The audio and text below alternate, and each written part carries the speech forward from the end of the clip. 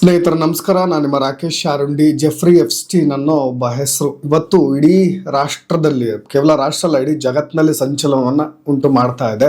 ನಿಮ್ಗೆಲ್ರಿಗೂ ಕೂಡ ಅನೇಕ ಗೊಂದಲಗಳಿರ್ಬೋದು. ನೋಡಿ, ಜೆಫ್ರಿ ಎಪ್ಸ್ಟೀನ್ ಫೈಲ್ಸ್ ಏನಿದೆ, ಎಪ್ಸ್ಟೀನ್ ಫೈಲ್ಸ್ ಯಾರು ಈತ, ಇವನು ಮಾಡಿರ್ತಕ್ಕಂಥ ಕರ್ಮಕಾಂಡ ಏನು, ಇಡೀ ಜಗತ್ತಿನ ಹಣೆ ಬರಹವನ್ನೇ ಬದಲಾಯಿಸಬಲ್ಲಂತಹ ನಾಯಕರ ಹೆಸರುಗಳು ಈತನ ಎಪ್ಸ್ಟೀನ್ ಫೈಲ್ಸ್ನಲ್ಲಿ ಕೇಳಿ ಬರ್ತಾ ಇರೋದು.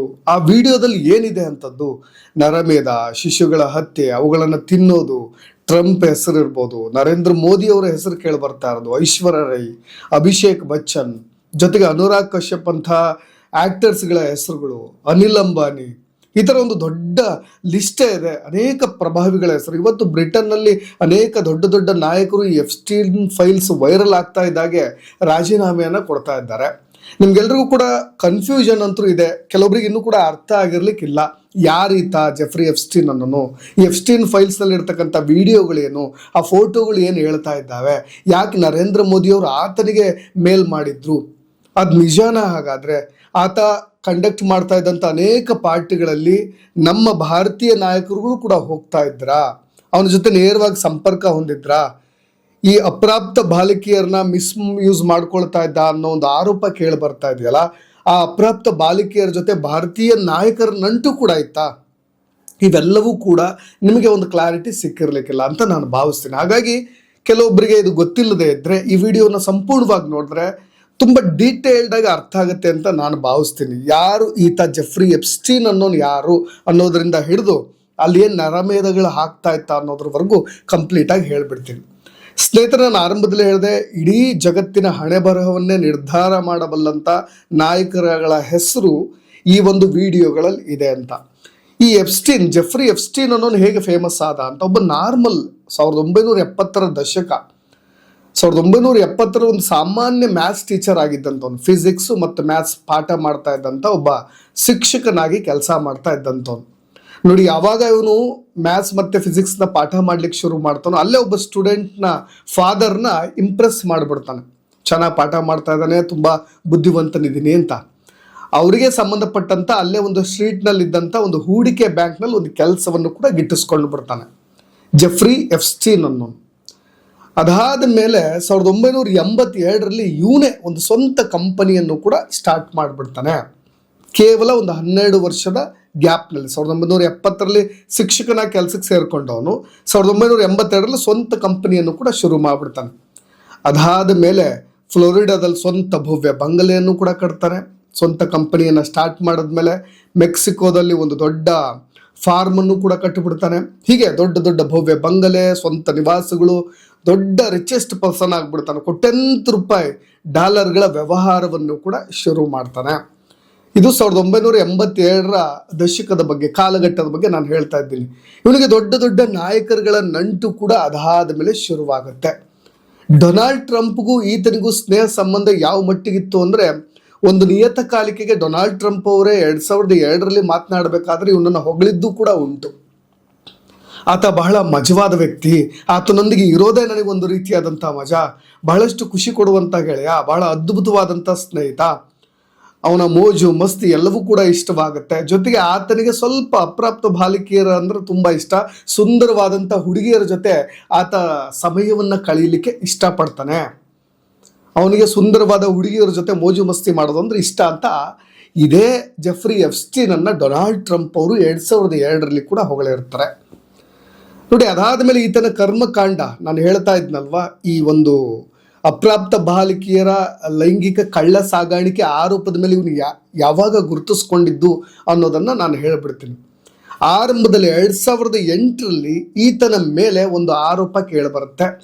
ಆ ಪಾಮ್ ಬೀಚ್ ನಿವಾಸದ ಮೇಲೆ ದಾಳಿ ಕೂಡ ಆಗುತ್ತೆ.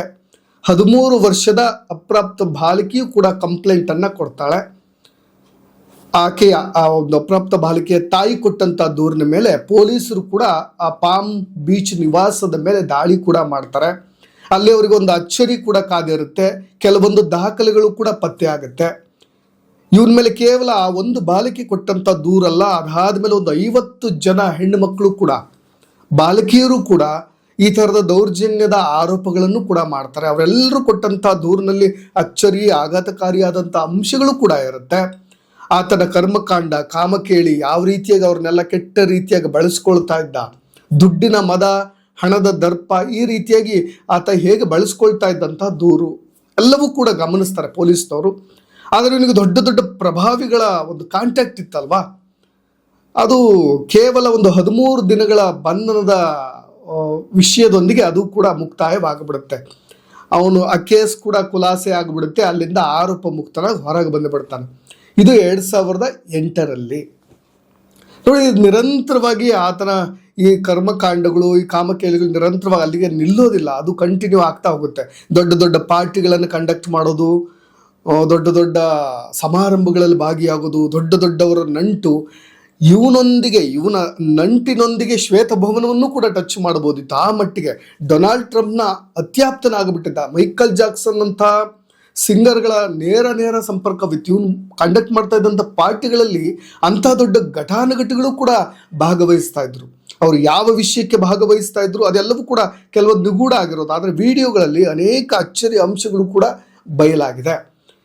ಇವನು ಸಿಕ್ಕಾಕೊಂಡಿದ್ದು ಹೇಗೆ ಅನ್ನೋದನ್ನು ಹೇಳಿಬಿಡ್ತೇನೆ. 2019ರಲ್ಲಿ ಇವನ ಮೇಲೆ ಮತ್ತೊಮ್ಮೆ ಇದೇ ಲೈಂಗಿಕ ಅಲ್ಪಸಂಖ್ಯಾತರ ಮೀನ್ಸ್ ಅಪ್ರಾಪ್ತ ಬಾಲಿಕೆಯರ ಲೈಂಗಿಕ ದೌರ್ಜನ್ಯದ ಆರೋಪದ ಮೇಲೆ, ಕಳ್ಳ ಸಾಗಾಣಿಕೆ ಆರೋಪದ ಮೇಲೆ ಇವನನ್ನು ಮತ್ತೊಮ್ಮೆ ಬಂಧಿಸಲಾಗುತ್ತೆ 2019ರಲ್ಲಿ.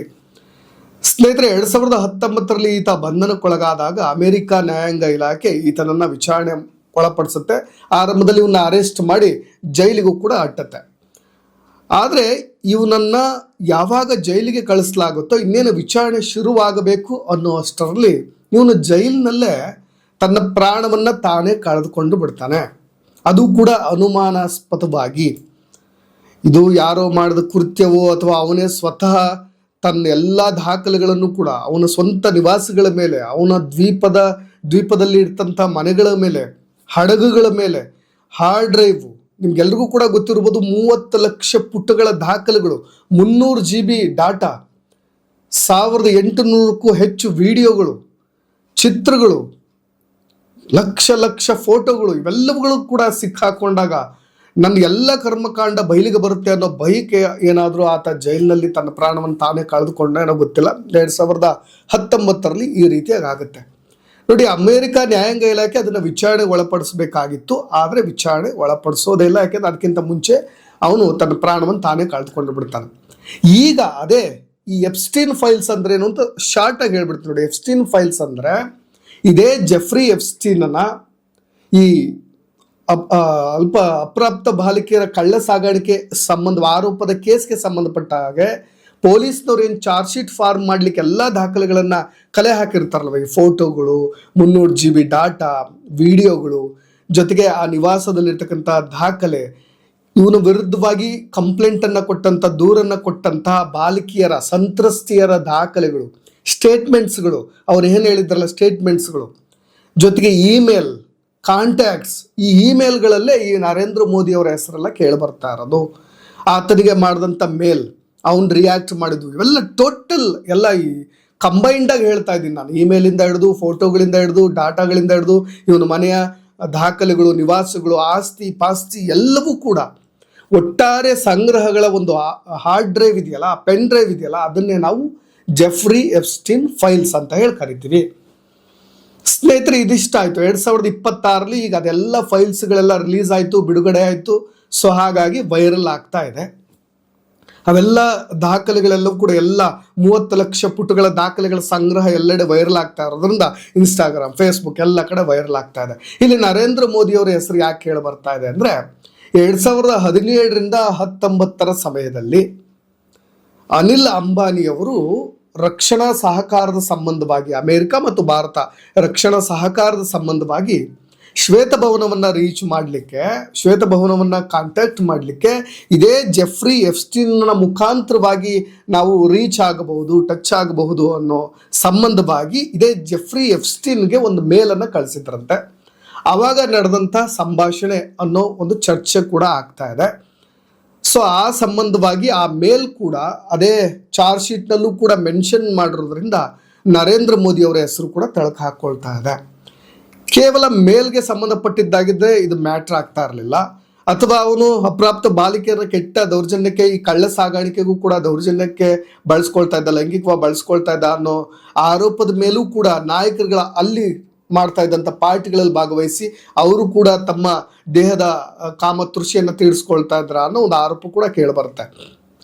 ಸ್ನೇಹಿತರೆ, ನಾನು ಇನ್ನೊಂದು ವಿಷಯವನ್ನ ಹೇಳಲೇಬೇಕು. ನೋಡಿ, ಅಲ್ಲಿ ನರಮೇಧ ಆಗ್ತಾ ಇತ್ತು, ಶಿಶುಗಳ ಹತ್ಯೆ ಆಗ್ತಾ ಇತ್ತು, ಅದನ್ನ ಆ ನರಮಾಂಸ ಸೇವನೆಯನ್ನ ಮಾಡ್ತಾ ಇದ್ರು, ಶಿಶುಗಳನ್ನ ಪ್ರಾಣವನ್ನ ತೆಗೆದು ಅದನ್ನು ಕೂಡ ಭಕ್ಷಣೆ ಮಾಡ್ತಾ ಇದ್ರು ಅನ್ನೋ ಆರೋಪ ಸಂಬಂಧವಾಗಿ ನಾನು ಹೇಳಲೇಬೇಕು. ಅಂದ್ರೆ ಈ ಕಡತಗಳಲ್ಲಿ ಒಬ್ಬ ವ್ಯಕ್ತಿ ಕೊಟ್ಟಂತ ದೂರುಗಳಲ್ಲಿ ಒಂದು 50 ಕಡೆ ನರಮಾಂಸ ಸೇವನೆ, ಈ ಶಿಶು ಹತ್ಯಾ ಸೇವನೆ, ಅದರ ಬಗ್ಗೆ ಎಲ್ಲ ಉಲ್ಲೇಖ ಆಗಿದೆ. ಆದರೆ ಒಬ್ಬ ವ್ಯಕ್ತಿ ಮಾತ್ರ ಕೊಟ್ಟಿರ್ತಕ್ಕಂಥ ದೂರು 50 ಕಡೆ ಈ ಪದ ನರಭಕ್ಷಣೆ ಅನ್ನೋ ಪದ ಉಲ್ಲೇಖ ಆಗಿದ್ರೂ ಕೂಡ ಅದು ಒಬ್ಬ ವ್ಯಕ್ತಿಯೇ ಮಾಡಿರ್ತಕ್ಕಂಥ ಆರೋಪ. ಅದಕ್ಕೆ ಸಂಬಂಧಪಟ್ಟಾಗೆ ದಾಖಲೆಗಳು ಯಾವುದೇ ಇಲ್ಲದೆ ಇರೋದ್ರಿಂದ ಅದು ನಾವೀಗೆಲ್ಲ ಸೋಷಿಯಲ್ ಮೀಡಿಯಾದಲ್ಲಿ ವೈರಲ್ ಆಗ್ತಾ ಇದೆ, ಅದನ್ನ ಕ್ರೀಮ್ ಚೀಸ್ ಅಂತ ಆ ಥರದ್ದೇನೋ ಕರಿತಾ ಇದ್ದಾರೆ. ಅಲ್ಲಿ ನಿಜವಾಗ್ಲೂ ಶಿಶುಗಳನ್ನು ಹತ್ಯೆ ಮಾಡಿ ದೊಡ್ಡ ದೊಡ್ಡ ನಾಯಕರುಗಳು ಕೂಡ ತಿಂತಾ ಇದ್ರ ಅನ್ನೋ ರೀತಿಯಾಗಿ ಒಂದು ಚರ್ಚೆ ಆಗ್ತಾ ಇದೆ. ಅದು ಪಕ್ಕಕ್ಕೆ ಇಡೋಣ, ಯಾಕೆಂದ್ರೆ ದಾಖಲೆಗಳಿಲ್ಲದೆ ಇರೋದ್ರಿಂದ ನಾವು ಮಾತನಾಡ್ಲಿಕ್ಕೆ ಆಗೋದಿಲ್ಲ. ಇನ್ನು 2009ರಲ್ಲಿ ಫ್ಲೋರಿಡಾದಲ್ಲಿ ಒಬ್ಬ ಮಾಡೆಲ್ ಡ್ಯಾನ್ಸರ್ ಇದೇ ನ್ಯೂಯಾರ್ಕ್ನ ಬೀದಿಗಳಲ್ಲಿ ಕಿರ್ಚಾಡ್ಕೊಂತ ದೊಡ್ಡ ದೊಡ್ಡ ನಾಯಕರೆಲ್ಲರೂ ಕೂಡ ನರಮಾಂಸವನ್ನು ತಿಂತಾರೆ, ನರಭಕ್ಷಣೆ ಮಾಡ್ತಾರೆ ಅಂತ ಕಿರ್ಚಾಡ್ತಾ ಹೇಳ್ಕೊಂಡು ಹೋಗ್ತಾ ಇದ್ರು. ಸೊ ಆ ಒಂದು ವಿಡಿಯೋ ಈಗ ವೈರಲ್ ಆಗ್ತಾ ಇದೆ. ಯಾಕೆ ಅಂದರೆ ಇದೇ ಜೆಫ್ರಿ ಎಪ್ಸ್ಟೀನ್ ಕಂಡಕ್ಟ್ ಮಾಡ್ತಾ ಇದ್ದಂಥ ಪಾರ್ಟಿಗಳಲ್ಲಿ ಆ ರೀತಿಗೆ ಏನಾದರೂ ಶಿಶು ಹತ್ಯೆಗಳನ್ನು ಮಾಡಿ ಅವುಗಳನ್ನು ತಿಂತಾ ಇದ್ರಾ, ಮಾಂಸವನ್ನು ತಿಂತಾ ಇದ್ರಾ, ಟ್ರಂಪ್ ಕೂಡ ತಿಂತಾ ಇದ್ರಾ? ಹಾಗಾದರೆ ದೊಡ್ಡ ದೊಡ್ಡ ನಾಯಕರು ಪಾರ್ಟಿಗಳಿಗೆ ಹೋದಾಗ ಏನು ಮಾಡ್ತಾ ಇದ್ರು? ಐಶ್ವರ್ಯ ಏನಕ್ಕೆ ಹೋಗ್ತಾ ಇದ್ರು, ಅಭಿಷೇಕ್ ಬಚ್ಚನ್ ಏನಕ್ಕೆ ಹೋಗ್ತಾ ಇದ್ರು, ಅನುರಾಗ್ ಕಶ್ಯಪ್ ಏನಕ್ಕೆ ಹೋಗ್ತಾ ಇದ್ರು? ಈ ಥರದ ಒಂದು ಚರ್ಚೆ ಶುರುವಾಗ್ತಾ ಇದೆ. ಇದು ಜೆಫ್ರಿ ಎಪ್ಸ್ಟೀನ್ ಫೈಲ್ಸ್. ಇನ್ನೂ ಕೂಡ ದೊಡ್ಡ ಮಟ್ಟದ ಚರ್ಚೆ ಆಗ್ತಾ ಇದೆ. ಇಡೀ ಪ್ರಪಂಚದಲ್ಲಿ ಯಾರ್ಯಾರ ಹೆಸರುಗಳು ಬಯಲಾಗುತ್ತೋ ಆ ಮೇಲ್ಗಳಲ್ಲಿ ಕೆಲವೊಂದು ರಹಸ್ಯ ಸಂಗತಿಗಳು ಕೂಡ ಬಯಲಾಗ್ತಾ ಇದೆ. ಇನ್ನೂ ಕೂಡ ಯಾರ್ಯಾರ ಮುಖವಾಡ ಕಳಚಿ ಬಿಡುತ್ತೋ ಅನ್ನೋ ಕುತೂಹಲದೊಂದಿಗೆ ನಾವು ಕೂಡ ಕಾದು ನೋಡೋಣ ಅಂತ ಹೇಳ್ತಾ ಇನ್ನಷ್ಟು ಅಪ್ಡೇಟ್ಸ್ಗಳೊಂದಿಗೆ ಮತ್ತೆ ಬರ್ತೀನಿ. ನಾನು ರಾಕೇಶ್ ಆರುಂಡಿ. ಧನ್ಯವಾದ.